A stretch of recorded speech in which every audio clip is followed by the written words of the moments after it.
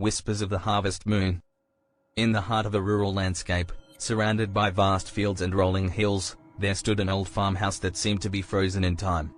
The windows were broken, the paint was peeling, and the once vibrant gardens had grown wild and overgrown.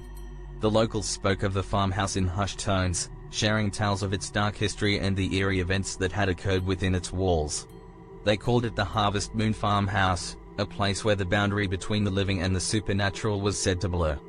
One autumn evening, a group of friends decided to spend the night at the Harvest Moon Farmhouse, drawn by the allure of a thrilling adventure. Among them were Sarah, a curious photographer, Mike, a daring skeptic, Emily, a storyteller with a penchant for the paranormal, and Alex, a musician with a fascination for the unknown. As the sun dipped below the horizon, casting long shadows across the fields, the group gathered in front of the farmhouse. They carried backpacks filled with flashlights, cameras, and a sense of trepidation.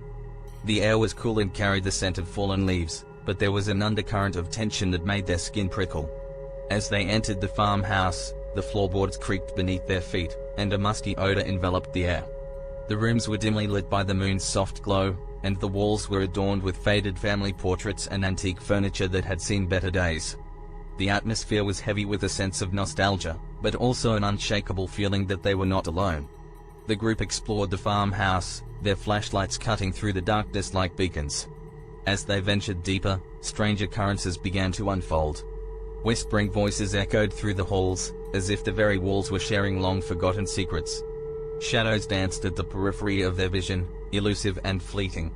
In the parlor, they found an old piano covered in a layer of dust. Alex couldn't resist the urge to play a haunting melody that seemed to resonate with the farmhouse's eerie ambience. As the notes filled the room, the temperature dropped, and the windows rattled as if in response.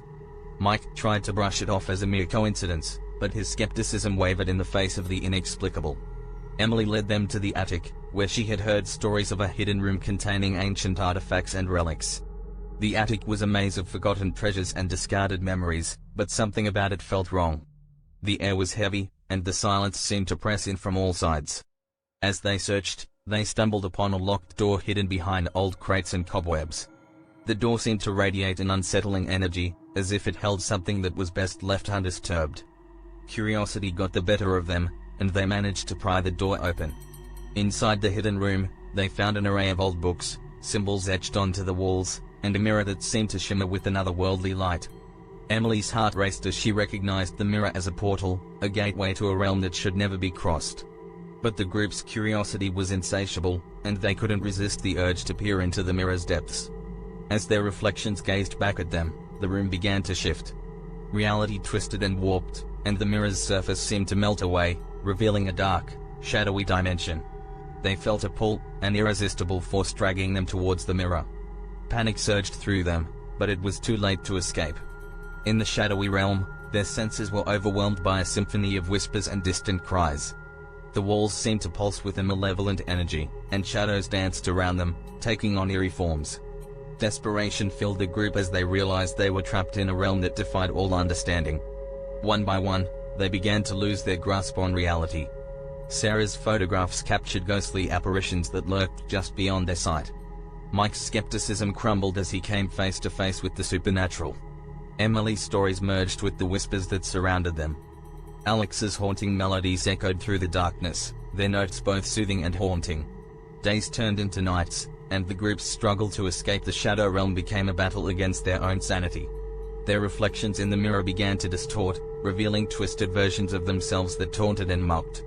The boundary between the real world and the shadow realm grew thinner, and they struggled to discern what was real. As the harvest moon rose over the farmhouse, casting an eerie glow, a glimmer of hope appeared. Emily's storytelling abilities allowed her to craft a tale that resonated with the shadows, a story of redemption and release.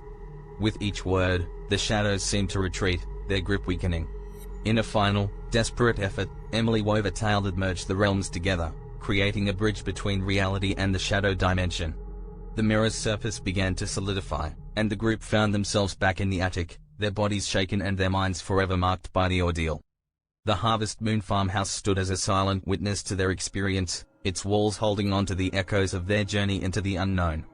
The group left with a newfound respect for the thin veil that separated the living from the supernatural, and a chilling reminder that some mysteries are best left undisturbed, and that the shadows hold secrets that may never be fully understood.